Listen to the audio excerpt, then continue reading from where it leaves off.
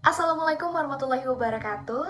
Saya Rahma Suci Fadilah dengan NIM 44223010004 yang pada video kali ini ingin menyampaikan mengenai teori manajemen koordinasi makna sebagai bentuk pemenuhan tugas besar 2 mata kuliah teori komunikasi dengan dosen pengampu Bapak Abdul Rahman. Manusia sesungguhnya adalah makhluk sosial yang tentunya tidak bisa lepas dari yang namanya interaksi. Interaksi bisa terbentuk karena adanya suatu komunikasi. Komunikasi antar pribadi itu merupakan komunikasi secara interpersonal antara individu satu dengan individu yang lainnya secara face to face. Menurut Joseph A. De Vito dalam bukunya The Interpersonal Communication Book, beliau menyatakan bahwasanya komunikasi interpersonal adalah bentuk penyampaian dan juga penerimaan pesan dan informasi antar individu atau antar individu dalam suatu kelompok yang kemudian menimbulkan suatu efek dan juga timbal balik.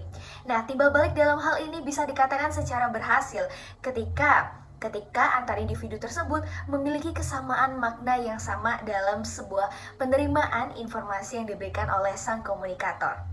Namun pada dasarnya, arus balik ini itu bisa terjadi keterima makna yang diterima itu dilihat dari beberapa faktor. Yang pertama, baik secara verbal pada saat penyampaiannya. Yang kedua, baik secara nonverbal. Dilihat dari bagaimana cara dia menyampaikan, bagaimana mimik wajahnya, gesturnya, simbol-simbol apa, dan juga yang paling utama adalah latar belakang dari si komunikator tersebut. Sehingga orang tersebut bisa memaknai sesuai dengan apa yang diinginkan oleh sang komunikator. Nah, dan pada dasarnya penafsiran setiap individu itu kan berbeda-beda ya. Namun dalam hal ini, dari beberapa faktor tersebut akan memunculkan suatu penafsiran dan juga makna yang sama yang kemudian bisa dikatakan berhasil sesuai dengan keinginan sang komunikator. Hal ini sesuai dengan teori manajemen koordinasi makna. Pengertian dari teori manajemen koordinasi makna, yang dimana kita dalam suatu komunikasi dapat memaknai apa yang dimaksudkan oleh si komunikator ketika menyampaikan pesan kepada komunikan. Nah, dalam hal ini, komunikan itu bisa menciptakan, mengkoordinasikan, dan juga mengelola makna dalam suatu pesan komunikasi. Selanjutnya, adapun riwayat penemu teori dari manajemen koordinasi makna ini dikembangkan oleh Bernard Peirce dan Vernon Cornen pada tahun 1980. Bernard Peirce lahir pada tahun 1943 dan meninggal pada tahun 2011. Ia adalah seorang sarjana dan juga praktisi yang berperan sangat penting dalam mengembangkan teori Coordinate Management of Meaning ini. Nah, teori ini itu memberikan pemahaman tentang bagaimana suatu individu dalam menciptakan, mengkoordinasi, dan juga mengelola makna selama mereka berkomunikasi. Peirce menulis 7 buku dan lebih dari 100 artikel dan bab, dan ia dikenal dengan kontribusinya yang sangat signifikan dalam bidang teori komunikasi. Karya kolaboratifnya juga dengan Vernon E. Cornen di University of Massachusetts di Amherst memberikan kontribusi besar pada pengembangan teori manajemen koordinasi makna ini. Selanjutnya adalah karakteristik dari teori manajemen koordinasi makna. Yang pertama adalah dari segi isi. Nah, dalam teori ini yang dimaksud dengan isi adalah terkait dengan data mentah dan informasi yang dikatakan selama kita berkomunikasi. Dengan kata lain, isi adalah kata-kata yang digunakan dalam berkomunikasi. Dan penting untuk dipahami bahwa isi sendiri tidaklah cukup untuk membentuk makna dalam suatu komunikasi. Jadi, memang ada karakteristik pendukung lainnya yang bisa membentuk pemahaman dari maksud suatu komunikasi. Yang kedua adalah tindak tutur. Nah, tindak tutur ini dalam teori koordinasi makna itu bisa juga dikatakan dengan speech act. Jadi, tindak tutur atau speech act ini mengkomunikasikan intensi pembicara dan mengindikasikan bagaimana komunikasi seharusnya dilakukan. Nah, tindak tutur atau speech act ini adalah tindakan yang kita tampilkan saat berbicara termasuk pujian, penghinaan, janji, ancaman, dan juga pertanyaan. Teori manajemen koordinasi makna mengacu pada teori tindak tutur yang selanjutnya dapat memecah tindak tutur menjadi kategori bunyi atau ucapan yang terpisah. Yang ketiga adalah hubungan. Dalam hal ini, hubungan sangat berpengaruh dalam penafsiran atau pemaknaan dari pesan yang disampaikan.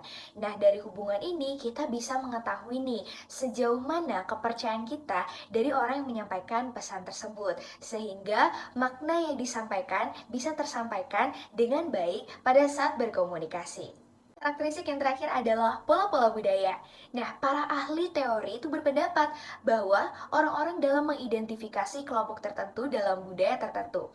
Nah, yang dimaksud dengan pola-pola budaya adalah gambar keteraturan dunia yang sangat luas dan hubungan seseorang dengan urutan itu. Dalam artian, hubungan individu dengan budaya yang lebih besar dan relevan, serta memiliki kesamaan yang lebih besar, itu bisa menaksirkan makna yang juga sama dan juga sesuai. Lebih penting lagi, bila dua orang dari dua budaya yang berbeda mencoba memahami arti kata masing-masing, itu pun juga jauh lebih baik dengan mengkoordinasikan satu sama lain sehingga memunculkan makna yang seperti yang diinginkan si komunikatornya. Selanjutnya, tujuan dari teori manajemen koordinasi makna. Yang pertama adalah untuk memelihara dan juga menciptakan efektivitas dari organisasi.